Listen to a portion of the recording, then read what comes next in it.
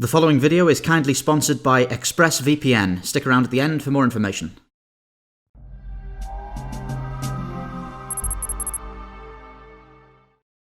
Hey everybody, Daniel from Spacedock here. Now there's been a video making the rounds on social media this week, a rant from the wonderful Freddie Prinze Jr., who was the voice of Kanan Jarrus in Star Wars Rebels, also James Vega in Mass Effect and various other things. And basically he was frustrated at the immense number of people missing the point of the Force in Star Wars, and this is something that frustrates me quite a lot as well. And essentially he was talking about the nature of the Force and how it is constantly seeking balance, and how instances like the birth of Luke and Leia are the Force meddling in affairs to accommodate for the current power of the dark side in its constant quest to achieve a balance that it will never quite manage. And this kind of cosmic meddling that's going on dictates the victories and defeats, the deaths and the births of all Force sensitives in the galaxy. And this much is between the lines in basically every Star Wars production. Now, quite a lot of fans have got annoyed at this rant, thinking that it flies in the face of existing ideas from the EU and various other materials. Freddie Prinze Jr. attacks video games in the rant, though what he's doing is attacking the misunderstanding of the mechanics of video games, and the way this leads fans to try and compare and mix and match the various Force-using skills of Jedi and Sith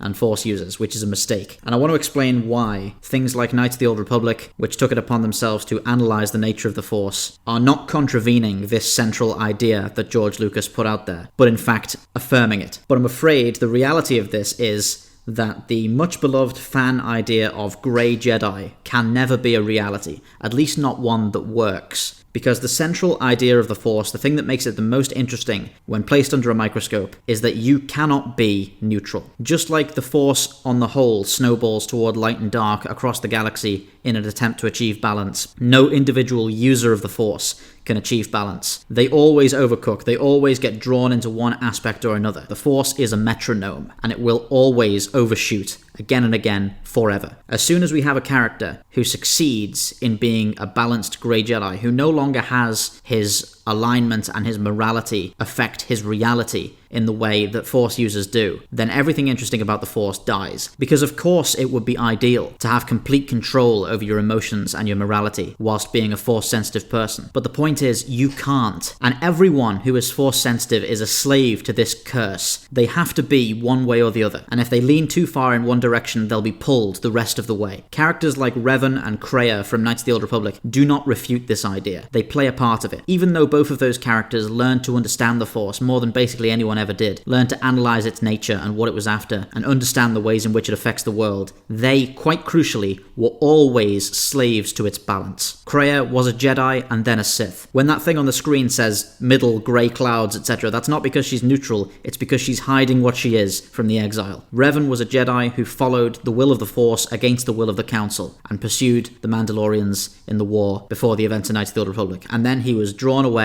and seduced to the dark side by the Sith Emperor. He was a Jedi, and then he was a Sith. He was never both. And I say that, what I mean is light and dark. Of course, the Jedi and the Sith are organizations. You don't automatically become one or the other based on your alignment. But what I'm saying is, Revan was never a healthy, happy person with sensitivity to the Force who was of neutral alignment, because if that was a possibility, it would make the Force less interesting. As soon as that happens, it stops being an energy field that affects everything, it stops being an overarching cosmic influence on galactic events, and just becomes magic that people can use. It just becomes a trained magical skill where the people who've done the most magic practice are the best at the magic and beat the other people who haven't done as much magic practice. And that's not as interesting. Far more fascinating is the idea that everyone is tapping into this semi-intelligent, inscrutable energy field that has some will of its own and perhaps doesn't know that it will never truly achieve this balance that it's after, and is cursed in the same way that everyone who practices it is. This is why a farm boy from Tatooine with barely any training can challenge the Emperor of the Galaxy, because the Force is seeking balance. This is why a girl who has never used a lightsaber before can beat Kylo Ren in a fight, because the Force is seeking balance. Balance it will never reach, but balance that it's seeking all the same. And I have done more analysis in this short video than would even be possible if you removed all of these interesting themes by making things like Grey Jedi possible and reducing the Force to simply a magic power that can be practiced and used. Freddie Prinze Jr. may have been a bit harsh and angry in his rant, but he's obviously been driven to quite a lot of frustration, and these actors get a lot of harassment from clueless Star Wars fans on a daily basis. And this is a man who worked with Dave Filoni, who worked with George Lucas, and he understands what is trying to be said here. And I can appreciate his irritation at the number of people who have so stratospherically missed the point. But however impolite his argument may have been, I'm very glad that this was drawn attention to and that it's making the rounds on social media. Because in a franchise that is ostensibly a simple action-adventure aimed at all the family, this little bit of world building about the will of the Force and the nature of the Force is the most interesting thing in Star Wars. And paving over it so that we can have wrestling match-style discussions about who's better at using Force lightning is a horrible, horrible idea that should be avoided at all costs. I hope you appreciate the point I'm trying to make here, but I'd love to hear what you think in the comments below. This is Daniel from Spacedock, signing off.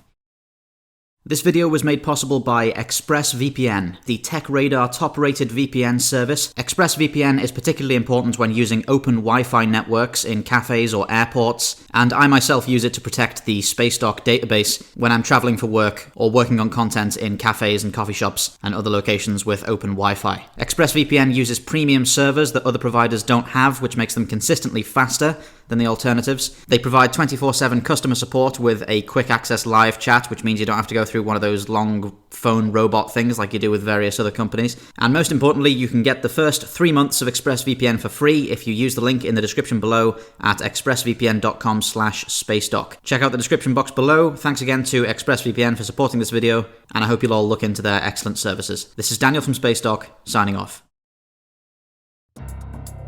Thank you for watching Spacedock. If you're interested in supporting the channel, please do check out the links on the screen right now or in the description below for our Patreon and channel membership services. Anything you can pledge goes towards improving our team and our equipment and allowing us to put together bigger and more exciting video projects for you guys on the channel.